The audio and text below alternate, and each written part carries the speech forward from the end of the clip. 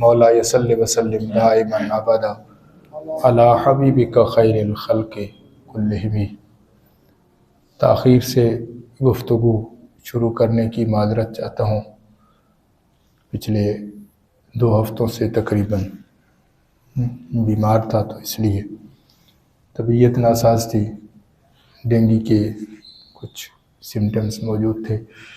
अल्लाह ताला ने सेहत से नवाजा है, उसकी बारगाह में सजदा शुक्र बजा लाते हैं। बीमार भी वही करता है और सेहत से भी वही नवाजता है। देर या ताख़ीर से गुफ्तगू शुरू करना ये वजह थी। अल्लाह ताला हम सब को इस मर्ज़ से महफूज रखे। अहबाब ज़िवकार, अल्लाह रब्बुल आलमीन ने इंसान की तख्लीक फरमाकर उस पर एहसान फरमाया और फिर तख्लीक फरमाकर इसको आवारा नहीं छोड़ दिया, बेयारो मददगार नहीं छोड़ दिया, बेकार नहीं छोड़ दिया। इस इंसान की तख्लीक के बाद फिर अल्लाह रब्बुल आलमीन ने इसकी इस्लाह के लिए, इसकी बेहतरी के लिए, इसको खूबसूरत बनाने के लिए अंबिया का एक खूबसूरत गुलदस्ता सजाया। अंबिया की तख्लीक फरमाई, सिलसिला अंबिया का इजरा फरमाया। ये सिलसिला हज़रत आदम अला नबीना अलैहिस्सलातु वस्सलाम से शुरू हुआ, ईसा रूहुल्लाह अलैहिस्सलाम तक ये सिलसिला इसी तरह ही चलता रहा। इस सिलसिले को अल्लाह रब्बुल आलमीन ने अपने करम से पाए तकमील तक पहुँचाया, लेकिन ये इंसानियत इतनी भोली भटकी थी कि आदम अला नबीना अलैहिस्सलातु वस्सलाम ने पर्दा फरमाया तो लोग शिर्क का इर्तिकाब कर बैठे।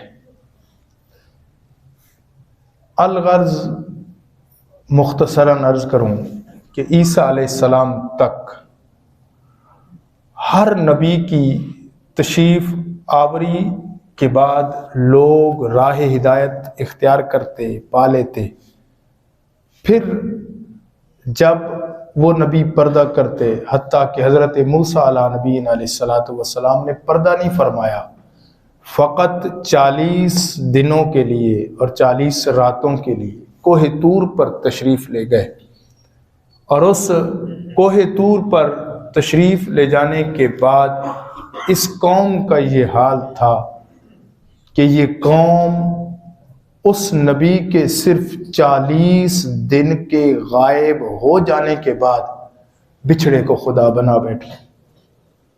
यानी ये इतनी भूली भटकी इंसानियत थी कि नबी जब तक मौजूद रहा फिर तो कुछ गुंजाइश थी, फिर कुछ तो राह हिदायत पे रहते थे, फिर कुछ तो उस नबी के साथ वाबस्तगी रहती थी। हत्ता कि ईसा अला नबीना अलैहिस्सलातु वस्सलाम को अल्लाह ने मबूस फरमाया और वो 3 दिन के नबी माँ की गोद में, पंघूड़े में लोगों के सामने कलाम करने लगे। फिर ये इतनी बेवकूफ़ कौम थी, इतनी भूली भटकी कौम थी, भूली बसरी कौम थी कि उन्होंने हज़रत ईसा अलैहिस्सलाम का ये मौजज़ा देखा तो माज़अल्लाह कहने लगे ये खुदा के बेटे हैं, क्योंकि बच्चा पंघूड़े में बात नहीं करता। फिर ईसा रूहुल्लाह अलैहिस्सलातु वस्सलाम आलम शबाब में हैं, ऐलान नबुव्वत फरमाते हैं। उस ऐलान नबुव्वत के बाद अल्लाह ने उनको जो सलाहियतें अता फरमाई थी, जो मौजज़ात अता फरमाए थे, यानी उनको अल्लाह ने ये ताकत अता की थी कि उनके उम्मती घर में जो खाते थे, जो बचा कर रखते थे, ईसा अलैहिस्सलाम वो काम मस्जिद में अपने हल्का अहबाब में बता दिया कर। जब उन्होंने ये बात देखी तो उन्होंने कहा गैब तो सिर्फ अल्लाह जानता है, लिहाजा ये अल्लाह की औलाद ही हो सकते हैं। उन्होंने मुर्दे जिंदा करना शुरू किए, कोढ़ के मरीजों को जिंदा करना शुरू किया। ईसा अलैहिस्सलाम को अल्लाह ने दस्ते मुबारक दिया, उन्होंने अपना वो हाथ अपनी बगल में छुपाया, यूं बाहर निकाला, सूरज से भी ज्यादा रोशन था। तो वो कौम फिर भूल गई। उसने कहा माज़अल्लाह ये काम चूंकि इंसानी अक्ल में आता नहीं है, इसलिए ये कोई खुदा कर सकता है। लेकिन अहबाब ज़ी वक़ार वो कौम भटकती रही, भूलती रही, परेशान होती रही। आखिर अल्लाह ने अपनी रहमत फरमाई, खातमुन नबीयीन मुहम्मदुर रसूलुल्लाह का मीलाद हो गया, हमारे करीम नबी अलैहिस्सलाम का मीलाद हो गया। वो काम जो ईसा रूहुल्लाह अलैहिस्सलाम करते थे, मेरे नबी ने किया। चांद आसमान पर खड़ा है, 2 लख्त हो गया। कौम ने फिर भी अल्लाह का बेटा नहीं कहा, कौम ने फिर भी अल्लाह की औलाद नहीं कहा, अल्लाह नहीं कहा, बल्कि 14 सदियां गुजर जाने के बाद भी आज भी मस्जिदों से ला इलाहा इल्लल्लाह की सदाएं बुलंद हो रही हैं। अब ये कोई आम बात नहीं है, ये बड़ी खास बात है। चूंकि हर नबी जो नबुव्वत का आगाज करता, ऐलान करता, ऐलान के बाद फिर उसकी तशरीफ आवरी के बाद शिर्क पलट आता, क्योंकि खत्म नबुव्वत अभी किसी को मिली नहीं थी। अब कयामत तक जिस नबी की नबुव्वत का सूरज उरूज पे रहना है उसे मोहम्मद मुस्तफ़ा कहते हैं। इसलिए अल्लाह ने ये करम किया कि 14 सदियां गुजर जाने के बाद भी आज इतने बहुत पुराने दौर में, जिसमें लोग समझते हैं कि दीन पुराना हो गया, इसके बावजूद भी आप बिल्कुल खट्टे टीट अनपढ़ लोगों के पास चले जाएं, परले दर्जे के इलिटरेट लोगों के पास चले जाएं, अगर आप उनसे बात करें, उनको अल्लाह ने अगर इस्लाम की दौलत से नवाजा है तो वो जो दौलत अल्लाह ने उनको अता फरमाई है, उस कलमा तय्यबा की ये पासदारी का आलम है कि आज भी वो नबी आखिरुज़्ज़मा हजरत मोहम्मद मुस्तफ़ा सल्लल्लाहु अलैहि वसल्लम की ज़ात के बारे में यकीदा रखते हैं कि लोगों, अल्लाह ने अपने प्यारे महबूब को अपना बंदा भी बनाया है, अपना रसूल भी बनाया है। अब आप ज़ी वक़ार, अल्लाह ने इंसानियत की इस्लाह के लिए अंबिया का जो सिलसिला शुरू किया वो हमारे प्यारे नबी सल्लल्लाहु अलैहि वसल्लम पर मुकम्मल हो गया, मुकम्मल हुआ। अब यकीनन कुल्लु नफ्सिन ज़ाइक़तुल मौत, इस आयत मुबारका को बरहक भी होना था। तो हमारे प्यारे नबी सल्लल्लाहु अलैहि वसल्लम इस दुनिया से तशरीफ़ ले गए। अब यकीनन जब हुजूर अलैहिस्सलातु वस्सलाम तशरीफ़ ले गए तो अब क़यामत तक इस सिलसिले को चलाना भी तो था, जिसके लिए ऐलान किया था अल यौमा अकमलतु लकुम दीनकुम अतममतु अलैकुम नेमती व रदीतु लकुमुल इस्लाम दीना। फिर अल्लाह रब्बुल आलमीन ने इस दीन को जो मुकम्मल कर दिया था, अब इसको चलाना भी तो था। दीन तो मुकम्मल था, लेकिन इसको किसी ने कंधा भी तो देना था, इसके लिए किसी ने सहारा भी तो बनना था। तो अल्लाह रब्बुल आलमीन ने अपने प्यारे महबूब सल्लल्लाहु अलैहि वसल्लम की हयात तय्यबा के बाद अल्लाह ने सहाबा की सूरत में, आले बैत की सूरत में, फिर अल्लाह रब्बुल आलमीन ने ताबईन की सूरत में, फिर तबा ताबईन की सूरत में, फिर अल्लाह रब्बुल आलमीन ने आइम्मा मुज्तहिदीन की सूरत में, फिर औलिया और सोलहा की सूरत में, फिर कायदीन की सूरत में, फिर अल्लाह ने सिपा सालारों की सूरत में, अल्लाह ने बादशाहों की सूरत में, कहीं सुल्तान सलाहुद्दीन अयूबी को पैदा कर दिया, कहीं अल्लाह ने महमूद गजनवी को पैदा कर दिया। अहबाब ज़ी वक़ार, ये अल्लाह ने सिलसिला अपने प्यारे महबूब की खत्म नबुव्वत के हवाला से जो शुरू किया, अल्लाह रब्बुल आलमीन ने कई ऐसे शाहकार शाहकार इमाम अहमद रजा जैसे, कई ऐसे शाहकार अब्दुल कादिर जिलानी जैसे, कई ऐसे शाहकार मोइनुद्दीन चिश्ती अजमेरी जैसे, कई ऐसे शाहकार सुल्तानुल आरिफीन सुल्तान बाहू जैसे, कई ऐसे शाहकार अली हुजवेरी जैसे, कई ऐसे शाहकार इमाम अबू हनीफा जैसे, कई ऐसे शाहकार इमाम मालिक जैसे, कई ऐसे शाहकार इमाम अहमद बिन हंबल जैसे, कई ऐसे शाहकार इमाम शाफी जैसे, इमाम मोहम्मद जैसे, इमाम अबू यूसुफ जैसे, कई ऐसे लोग अल्लाह ने पैदा फरमाए। उन्हीं में से अल्लाह ने एक ऐसा इंसान भी पैदा फरमाया जिसे दुनिया आज अल्लामा मोहम्मद इकबाल के नाम से याद करती है, जिसका कल जन्मदिन था, जिसका कल बर्थडे था, 9 नवंबर जिसकी पैदाइश का दिन है। यार लोग तो बड़े पत्नी किस तरह का उसके हवाला से गुमान करते हो। अल्लाह पाक ने इरशाद फरमाया अफहसिबतुम अन्नमा खलकनाकुम अबसन व अन्नकुम इलैना ला तुरजऊन। फरमाया लोगों, हमने इंसानों को बेकार पैदा नहीं किया है, निकम्मा पैदा नहीं किया है। इस इंसान को अल्लाह ने बड़ा मुकाम और मर्तबा दिया है, लेकिन इन्हीं इंसानों में से, इन्हीं लोगों में से, इन्हीं अल्लाह की मखलूक में से इंसान उठते हैं जो एक आदमी होता है और पूरी कौम का रवैया बदल के रख देता है, जो पूरी कौम की तकदीर बदल के रख देता है। अब आप इसी वक़ार वक्त के दामन में बहुत किल्लत है, लेकिन जो 2-4 बातें मैं आपके गोशगुजार करना चाहता हूँ। बड़ी खूबसूरत बात है, इस बड़े सगीर सब कॉन्टिनेंट के अंदर जिस जात के साथ अलामा जचता है, चंद एक लोग हैं, उनमें से एक मोहम्मद इकबाल भी हैं, जिनके नाम में अलामा फना हो गया है। मजहबी घराने से ताल्लुक़ रखने वाली ये शख्सियत जिसने इस कौम को एक नया रंग दिया, इश्क़ मुस्तफ़ा सल्लल्लाहु अलैहि वसल्लम का रंग इस तरह उन पर सवार था। वो कहते हैं ना कि ख़ैमे अफलाक का इस्तादा इसी नाम से है।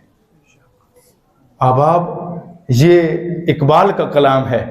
इकबाल कहता है कि लोगों, ये जो कायनात के अंदर अल्लाह ने ख़ैमे अफलाक बना रखा है, इस ख़ैमे अफलाक की वजह कुछ और नहीं है, इसकी वजह मोहम्मद मुस्तफ़ा का वजूद मसरूफ़ है। मेरी बात आप समझ रहे हैं? जो बात मैंने शुरू की थी मैं उसी पर ही शायद ख़त्म कर सकूं। शुक्र है कुछ सालों बाद फिर इकबाल के यौम की छुट्टी हो गई। हम तो चलो यौम इकबाल इस हवाले से तो कम अज़ कम याद रहेगा। हमारे बच्चों को लोगों ने सिर्फ उसे शायर मुतारिफ कराया, लेकिन इकबाल इश्क के उस मुकाम पर पहुंचा हुआ था। सारी जिंदगी मदीना शरीफ हाजिर नहीं हुआ, सारी जिंदगी हाजिर नहीं हुआ। किसी ने कहा इकबाल जाते क्यों नहीं हो? फरमाने लगे मुझे शर्म आती है किस मुंह से मोहम्मद मुस्तफ़ा की बारगाह में जाऊं। जो कहता है खीरा न कर सका मुझे जलवाए दानिश फरंग, जलवाए दानिश फरंग, सुरमा है मेरी आंख का खाके मदीना और नजफ। जिसका सारी जिंदगी एक ही बात रही। हजरत कल एक हमारी एक निजी महफिल थी, तबीयत नासाज थी, लेकिन एक दोस्त आए हुए थे मिलने के लिए, तो यहीं पर ही एक इकबाल डे के हवाला से बस ऐसी महफिल सज गई। तो वो कह रहे थे इमाम शरफुद्दीन बुसीरी रहमतुल्लाह अलैह, हर एक ने अपने इश्क के मुताबिक बात की है, मैं तो इकबाल के इश्क की बात कर रहा हूँ। इमाम शरफुद्दीन बुसीरी रहमतुल्लाह अलैह ने एक शेर लिखा है, कसीदा बुर्दा शरीफ, पता है ना कसीदा बुर्दा जानते हैं? इमाम शरफुद्दीन बुसीरी बीमार हो गए, आपको कोढ़ का मर्ज लाहिक हो गया और लाइलाज हो गए। तबीबों ने, डॉक्टरों ने जवाब दिया। बसरा की जामिया मस्जिद के खतीब थे। एक रात डॉक्टरों ने जवाब दिया तो हैरान हुए, रात को बैठ गए, कहा चलें उस तबीब के पास चलते हैं जिस तबीब के दर से सबको शिफा मिलती है। हुजूर की बारगाह में नात लिख डाली, कसीदा बुर्दा शरीफ, मौला यसल्ले वसल्लिम दाइमन अबदा। सुबह फजर की नमाज जामिया मस्जिद में पढ़ाने के लिए तशरीफ ले आए तो लोग हैरान, कहते हैं बुसीरी क्या बात है, ये शिफा कैसे मिल गई? कहा बस छोड़ो इस बात को, शायद कोई राज की बात है।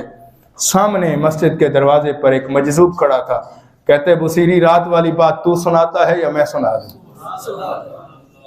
हजरत इमाम बुसीरी ने फरमाया तुझे क्या मालूम, मैं तो ख्वाब में देख रहा था। कहा जिसे तू ख्वाब में देख रहा था हम जागते हुए देख रहे थे। अगर वो जज्बा सादिक तो अक्सर हमने देखा है, वो खुद तशरीफ लाते हैं तड़पाया नहीं। सैयों ने फिर करम भी किया। तो ये इमाम बुसीरी बड़े आशिक मिजाज आदमी हैं, बड़े आशिक हैं। इस बुनियाद पर इनको शिफा मिली। ये कसीदा बुर्दा शरीफ, बुर्दा चादर को कहते हैं। हुजूर ने ख्वाब में चादर भी अता फरमाई और चादर देकर हुजूर ने बड़ा नवाजा और इमाम बुसीरी ठीक हो गए। उस इमाम बुसीरी ने एक शेर लिखा, फरमाते हैं फ़इन्न मिन जूद कद्दुनिया वदर्रता व मिन उलूमिका इल्म लौह वल कलमी। अर्ज करते हैं ऐ अल्लाह के नबी, आपके इल्म का क्या कमाल है, आपका इल्म कितना बुलंद है कि लौह और कलम आपके इल्म का थोड़ा सा हिस्सा है। अल्लाह ने आपको इससे ज्यादा इल्म अता फरमाया है।